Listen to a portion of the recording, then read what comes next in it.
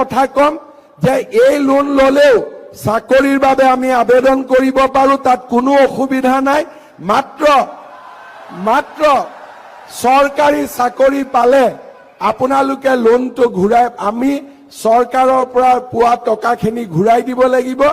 আৰু 5 বছৰ পিছত যদি আমি চাকৰি পাওঁ তেতিয়াহলে এই টকাখিনিও আমি ঘূৰাই দিব নালাগে, কাৰণ 5 বছৰ পিছত আমি টকা ঘূৰাই দিয়াৰ পৰিৱেশ নাথাকে।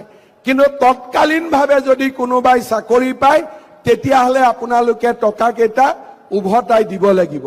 শ্ৰদ্ধাৰ যুৱক যুৱতী বন্ধু বান্ধৱীসকল, মই যদিও চাকৰিৰ প্ৰসংগটো আনিছো, মই অনুৰোধ কৰিম আপোনালোকৰ মনত, আপোনালোকৰ বুকুত ইমান সাহস আছে, আপোনালোকে জব সিকাৰৰ পৰিৱৰ্তে জব গিভাৰ হোৱাৰ বাবে চেষ্টা কৰক।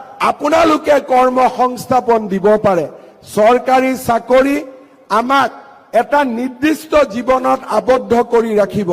চৰকাৰী চাকৰিয়ালে চাকৰি পোৱা দিনাখনে তেওঁলোকৰ জীৱনৰ সপোনবিলাক শেষ হৈ যায়।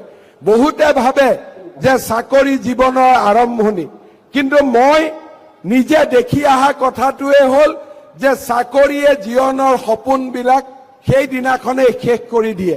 তাৰ পিছত গতানুগতিক অফিচত অহা, নিৰ্দিষ্ট দৰমহা লোৱা আৰু মানসিক হেঁচাৰ মাজত চাকৰি কৰা। কিন্তু উদ্যোগ এটা যেতিয়া আমি আৰম্ভ কৰো সি জীৱনৰ শেষ নহয়, সি জীৱনৰ আৰম্ভণিহে হয়। আৰু এই সৰু উদ্যোগটোৱে আপোনালোকক এদিন আকাশ চুব পৰা পৰিৱেশলৈকে লৈ যাব পাৰে।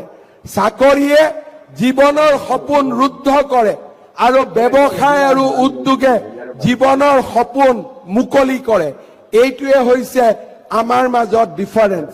মধ্যবিত্ত পৰিয়াল আৰু আমাৰ মাজত থকা দুখীয়া পৰিয়ালসকলে ভাবে যে চাকৰি এটা পালো আমি আৰু নিশ্চিত হলো। ময়ো মানো চাকৰি এটা পালো আমি নিশ্চিত হলো। কি নিশ্চিত হলো?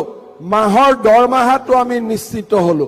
কিন্তু ভাল উদ্যোগ আৰু ভাল ব্যৱসায় যদি কৰিব পাৰো, তেনেকুৱা মাহৰ দৰমহা পোৱা 10 জন ল'ৰাক মই নিজে চাকৰি দিব পাৰো। তেনেকুৱা ধৰণে আমি আগবাঢ়ি যোৱাৰ ক্ষমতা আমাৰ মাজত আছে। আৰু এই ক্ষমতাৰ আমি যদি সৎ প্ৰয়োগ কৰিব পাৰো, আমাৰ জীৱনক কোনেও ৰুদ্ধ কৰিব নোৱাৰে।